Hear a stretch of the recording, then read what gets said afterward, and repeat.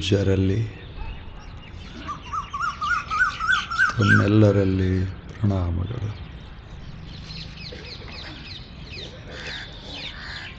ಭಾರತ ದೇಶ ಶ್ರೇಷ್ಠ ಜ್ಞಾನಿಗಳ ದೇಶ.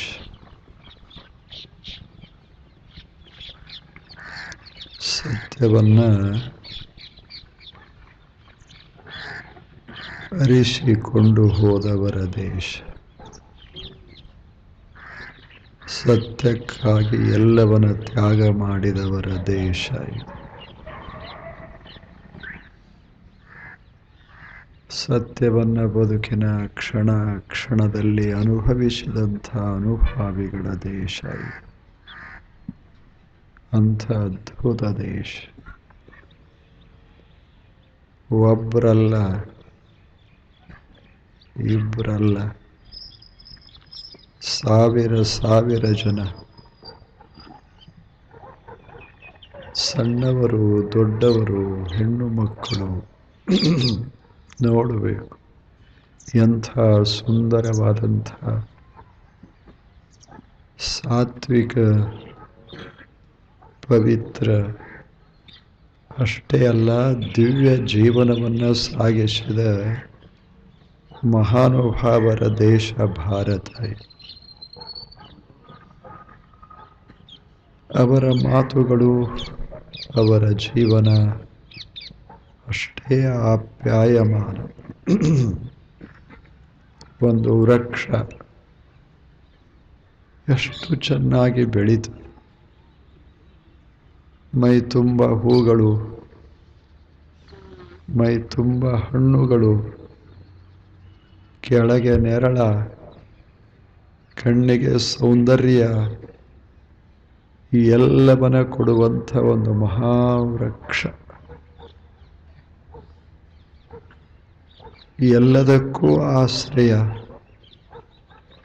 ನೂರಾರು ಪಕ್ಷಿಗಳು, ಹಾದಿಯಿಂದ ಹೋಗುವ ಯಾತ್ರಿಕರು, ಪ್ರವಾಸಿಗರು ಎಲ್ಲರಿಗೂ ಆಸರೆ ಕೊಡ್ತು, ತಂಪ ಕೊಡ್ತು.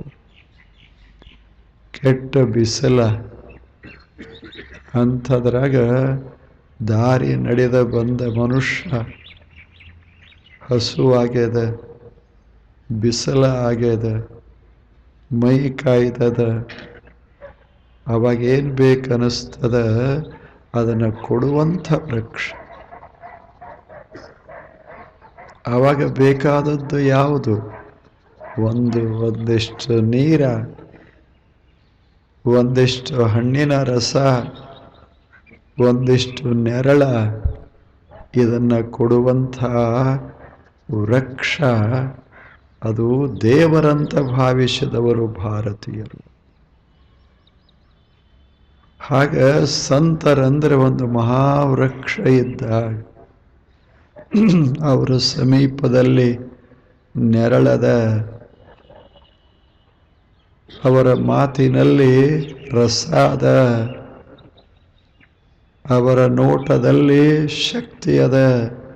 ಇಂಥ ಮಹಾನುಭಾವರ ದೇಶ. ಶತಮಾನಗಳಿಂದ ಬಹಳ ಹಿಂದೆ ಹಿಂದೆ ಹಿಂದೆ ಹೋದರೆ ಋಷಿಗಳು ಎಷ್ಟು ಸಾದಾ ಜೀವನ ಸಾಗಿಸಿದವರು. ಋಷಿಗಳು ಯಾರ ಹೆಸರು ಅಷ್ಟು ಪವಿತ್ರ ಅಂತ ಭಾವಿಸ್ತೇವಿ, ಅಂಥವ್ರ ಜೀವನ ಎಷ್ಟು ಸಾದ. ಅವರು ಒಕ್ಕಲುತನ ಮಾಡಿದವರು, ಅವರು ದನ ಕಾಯ್ದವರು, ಅವರು ಪಾಠ ಹೇಳಿದವರು, ಹಗಲೇನೋ ರಾತ್ರಿ ಏನೋ ವಿಶ್ವವನ್ನು ಕುರಿತು ಚಿಂತನೆ ಮಾಡಿದವರು ಋಷಿಗಳು. ಋಷಯಃ ಋತದರ್ಶಿನಃ. ಋಷಿಗಳಂದ್ರೆ ಸಂತೋಷದ ಜೀವನವನ್ನು ಸಾಗಿಸಿದವರು. ಋತ ಅಂದರೆ ಸತ್ಯ ಜೀವನವನ್ನು ಸಾಗಿಸಿದವರು. ಎಷ್ಟು ಚಲೋ ಜೀವನ ಇದು. ಹಿಂದೆ ಋಷಿಗಳಾಗಿ ಹೋದರು. ಆ ಬಳಿಕ ಅನೇಕ ಜನ ಬುದ್ಧ ಬಂದ, ಮಹಾವೀರ ಬಂದ, ಅನೇಕ ಜನ ಋಷಿಗಳು ಮತ್ತೆ ಜನ ಬಂದರು. ಎಲ್ಲರೂ ಎಷ್ಟು ಸ್ವಚ್ಛ ಮಹಾವೀರರು. ಏನು ವೈರಾಗ್ಯ, ಎಂಥ ವೈರಾಗ್ಯ.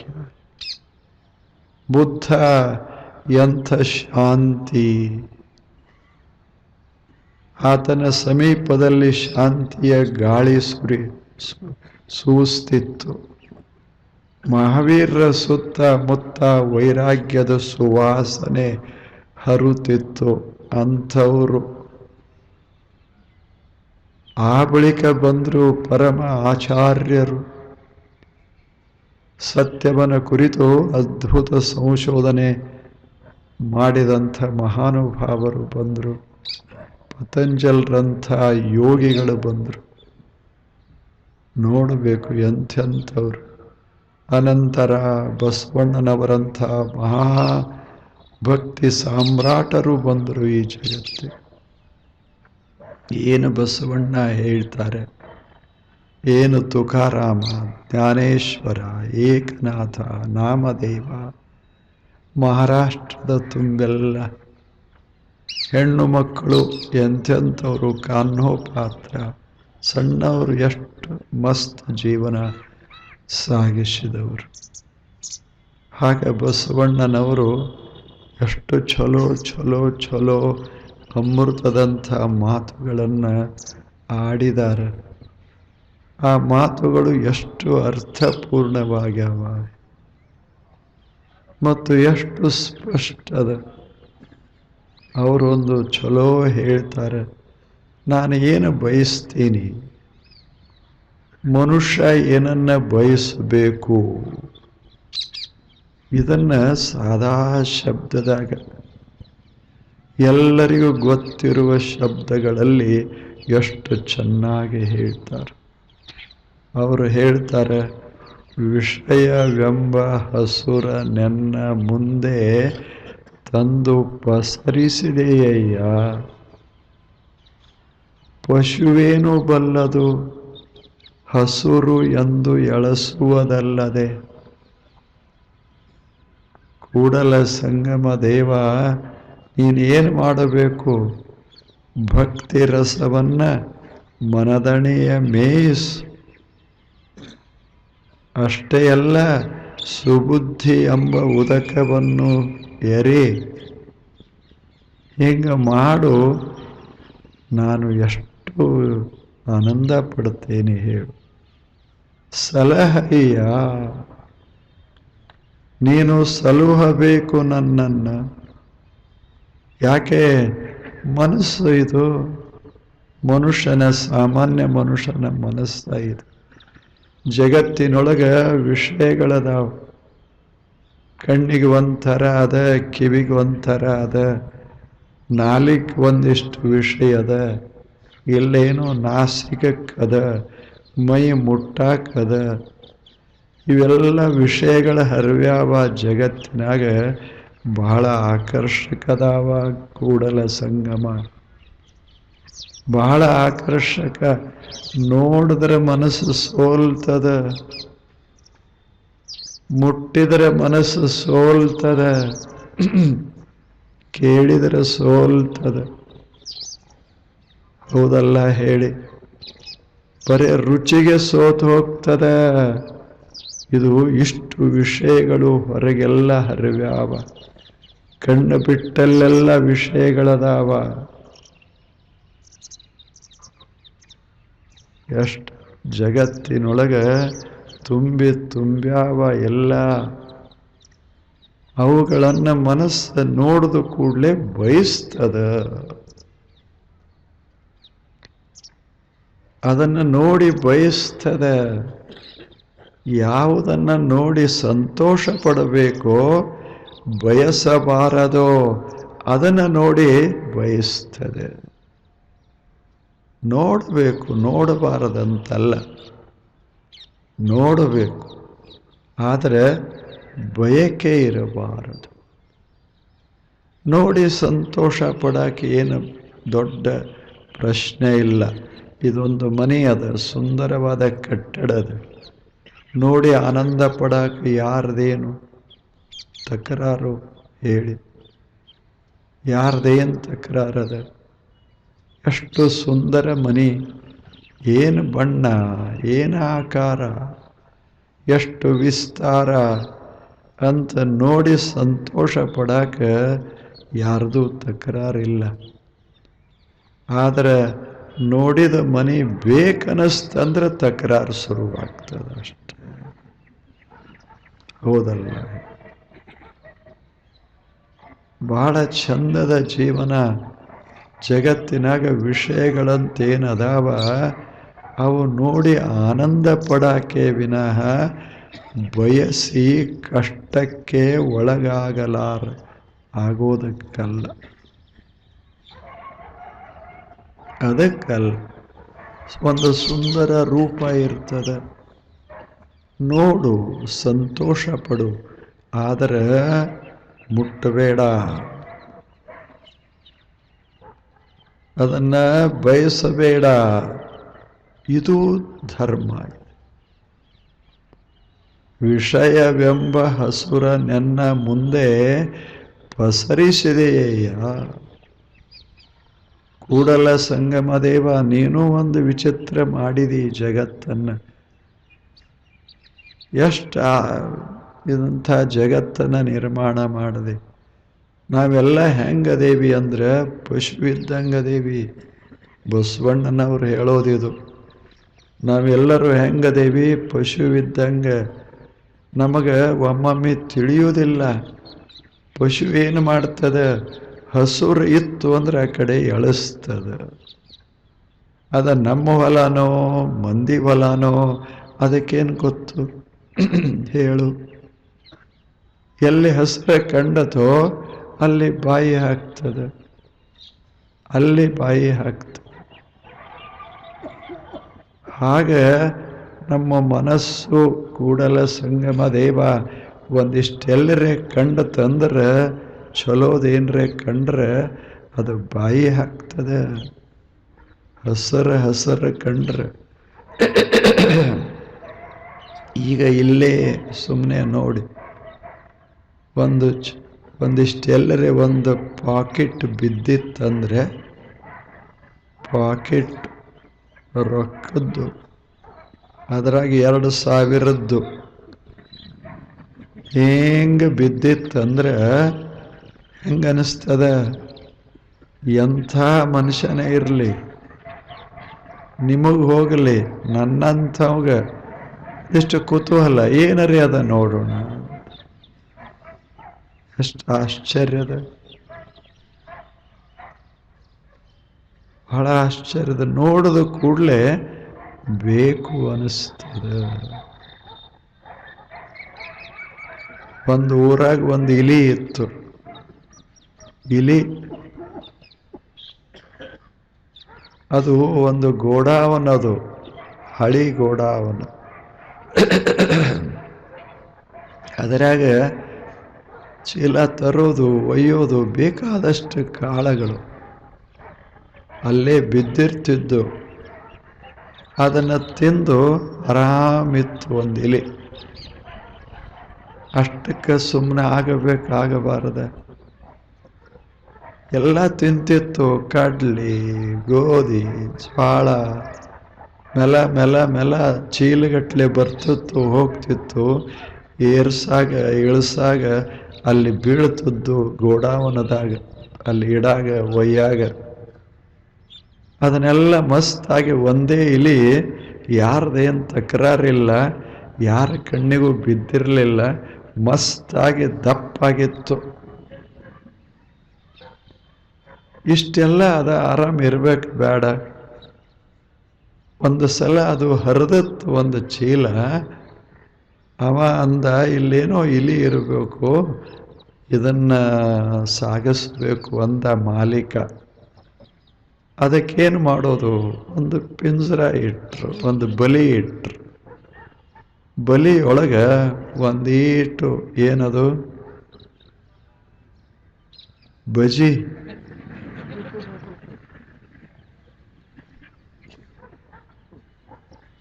ಮನುಷ್ಯರ ಎದುರಿಗಿಟ್ರೆ ಹೆಂಗೆ ಆಗ್ತಿರ್ತದ, ಇನ್ನು ಇಲಿಯ ಎದುರಿಗಿಟ್ರೆ ಗತಿ ಏನು ಹೇಳಿ. ಅದನ್ನು ಒಳಗಿಟ್ಟು ಸುಮ್ಮನೆ ಹಿಂಗಿಟ್ಟು ಮಾಲೀಕ ಒಬ್ಬ ಸಂತನ್ನ ಕೇಳ್ದ, ಹಿಂಗೆ ಇಲಿ ಕಾಣಕತ್ತದ, ಇನ್ನು ಅದ್ರ ಬಳಗ ಬೆಳೆದ್ರೆ ಏನು ಮಾಡೋದು, ಏನು ವಿಚಾರ ಮಾಡಬೇಡ, ಒಂದು ಸಾಕು, ಒಂದು ಬಜಿ ಸಾಕು. ಅದನ್ನು ಓದಿಟ್ಟ, ಇದಿತ್ತಲ್ಲ ತಿಂದು ಮಸ್ತ್ ಆಗಿತ್ತು, ಯಾರೂ ಇರಲಿಲ್ಲ. ಹಿಂಗೆ ಓಡಾಡಿಕೊಳ್ಳುವಾಗ ಇದರ ವಾಸನ ಬಡಿತು,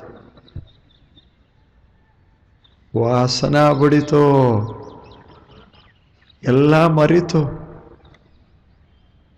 ಇಷ್ಟು ದಿವಸ ಆರಾಮಾಗಿ ತಿಂದಿತ್ತು ಹೋಯ್ತು. ನೋಡ್ತು, ಅದರ ಹತ್ತಿರ ಬಂತು, ಅಂತೂ ಇದು ಖರೆ. ಇಷ್ಟು ದಿವಸ ಏನು ತಿಂದೇನೆ ಎದಕ್ಕೂ ಬರಲಾರ್ದದು. ಮತ್ತು ಆ ತಿಂದದ್ದ ಇವನು ಉಳಿಸ್ಯದ, ದಪ್ಪ ಮಾಡ್ಯದ, ಮರ್ತ ಹೋಯ್ತು.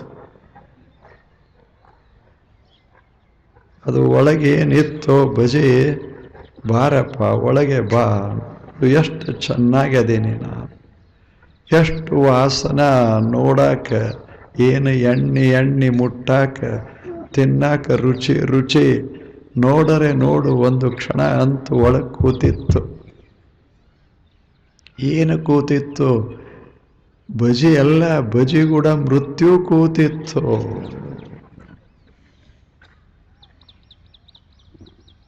ಬಲಿ ಅದು. ನೋಡ್ಬೇಕಾದ್ರೆ ಸುತ್ತಾಡ್ತು, ತಲೆಯಾಗ ಏನಿಲ್ಲ, ಬರೀ ಬಜಿ. ವಿಷಯವೆಂಬ ಹಸುರ ನೆನ್ನ ಮುಂದೆ ಪಸರಿಸಿದೆಯಯ್ಯ, ಪಶುವೇನು ಬಲ್ಲದು ಹಸುರು ಎಂದು ಎಳಸುವುದಲ್ಲದೆ. ಚಲೋ ಇಲ್ಲ ಉದಾಹರಣೆ, ಅಷ್ಟು ಚೆನ್ನಾಗ್ಯದ. ನಾವು ಅದು ಇಲಿ ಅಲ್ಲ, ನಾವೇ.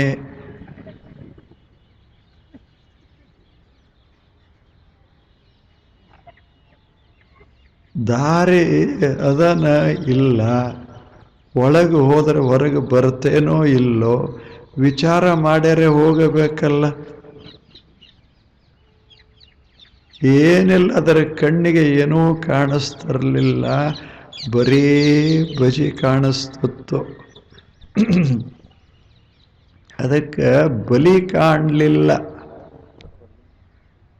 ಬಲಿಯೊಳಗಿರುವ ಮೃತ್ಯು ಕಾಣಲಿಲ್ಲ, ಬರೀ ಬಜಿ ಕಾಣ್ತಿತ್ತು. ಎಷ್ಟು ಆಶ್ಚರ್ಯದ. ಒಳಗೆ ಹೋಯ್ತು, ಇನ್ನ ಹೊರಗೆ ಬಂದಿಲ್ಲ, ತಿಂದಿಲ್ಲ, ಹೊರಗೆ ಬಂದಿಲ್ಲ. ಹೇಳಿ, ಆರಾಮಿತ್ತು, ಹೊರಗೆ ಎಷ್ಟು ಮಸ್ತಾಗಿತ್ತು, ಸುಖ ಪಡ್ತಿತ್ತು. ಆದರೆ ಏನು ಮಾಡೋದು, ಮನುಷ್ಯನ ಮನಸ್ಸನ್ನುವ ಇದು ಹರಿತದ, ಎಲ್ಲರೇ ಹೋಗಿ ಸಿಕ್ಕ ಹಾಕೋತದ, ಕೊನೆಗೆ ಪ್ರಾಣ ಕಳ್ಕೋತದ. ಸಣ್ಣದು ಎದಕ್ಕೆ ಬೇಕಾಗಿತ್ತು ಹೇಳಿ? ರಾವಣಗ ಎದಕ್ಕೆ ಬೇಕಾಗಿತ್ತು? ದೊಡ್ಡ ರಾಜ್ಯ, ತುಂಬಿ ಸಂಪತ್ತ, ಎಲ್ಲ ಕಡೆ ಆತನ ಶ್ರೀಲಂಕಾ ಅಂದರೆ ಭೂಲೋಕದ ಸ್ವರ್ಗ ಅನಿಸಿಕೊಂಡಿತ್ತು. ಅಂಥ ಲಂಕಾ ಆರಾಮಿರ್ಬೇಕ ಬೇಡ ಹೇಳಿ? ಒಂದು ಬಜಿ ಬಂದು ಬಿತ್ತು ಮುಂದೆ, ಅಂಥ ರಾವಣ ಇಲಿಯಾಗಿತ್ತು. ನಮ್ಮ ಪರಿಸ್ಥಿತಿನೂ ಅದೇ. ನಾವೇನು ವಾಲ್ಮೀಕಿ ನೋಡಿ ಬರೋದು ಬಿಟ್ಟು ಆ ಪ್ರಶ್ನೆ ಅಲ್ಲ. ನಮ್ಮ ಸಲುವಾಗಿ ಬರೆದದ್ದು. ರಾಮಾಯಣ ಯಾರದರೆ ಅಲ್ಲ, ನಮ್ಮದ ರಾಮಾಯಣ. ಏನೋ ನೋಡ್ತೇವೆ, ಆ ಬಳಿಕ ಜೀವ ಕಳ್ಕೋತೇವೆ. ಅದಕ್ಕೆ ಆಕರ್ಷಣೆಗೆ ಒಳಗಾಗ್ತೇವೆ, ಮೋಹಗೊಳ್ಳುತ್ತೇವೆ, ಕೊನೆಗೆ ಮರೆಯಾಗಿ ಹೋಗ್ತೇವೆ. ವಿಷಯ ರಹಿತನ ಮಾಡಿ ಸಲಹು. ಕೂಡಲ ಸಂಗಮ ದೇವ, ನಂದೇನು ತಪ್ಪದ ಹೇಳು. ನಮ್ಮನ್ನು ತಯಾರ ಮಾಡಿದ್ದು ನೀನು ಇದೇ ರೀತಿ. ಹೊರಗೆ ವಿಷಯ ಇಟ್ಟಿದೆ, ಒಳಗೆ ಇಂಥದೊಂದು ಮನಸ್ಸು ಕೊಟ್ಟಿದೆ. ನಾವೇನು ಮಾಡೋದು? ಪಶು ಅಂದ ಬಳಿಕ ಅದಕ್ಕೇನು ಗೊತ್ತಾಗ್ತದೆ ಇದರ ಪರಿಣಾಮ ಏನು ಅಂತ. ಪಶು ಒಂದು ಕೂಡಲೇ ಹಸರಂತ ಅದು ಹರಿದು ಹೋಗ್ತದೆ. ಹಾಗೆ ನಾವೆಲ್ಲರೂ ಮನುಷ್ಯರು, ನಮ್ಮ ಮನಸ್ಸುಗಳು ಹರಿದು ಹರಿದು ಹರಿದು ಹೋಗ್ತಾವ. ವಿಷಯಗಳನ್ನು ನೋಡಿ ಹರಿತಾವ. ವಿಷಯ ಒಂದೆರಡಲ್ಲ, ವಿಷಯ ಅನೇಕ ವಿಷಯ, ಅನೇಕ ವಿಷಯ. ಕಣ್ಣಿಗೆ ಕಿವಿಗೆ ಅಷ್ಟೇ ಅಲ್ಲ, ಎಷ್ಟು ವಿಷಯಗಳು, ವಸ್ತುಗಳು ನೋಡಿದಾಗ ಸಂಗ್ರಹಿಸಬೇಕು ಅನ್ನಿಸ್ತದೆ. ಮತ್ತೆ ನಾಳೆ ಬನ್ನಿ. ನಮಸ್ಕಾರ.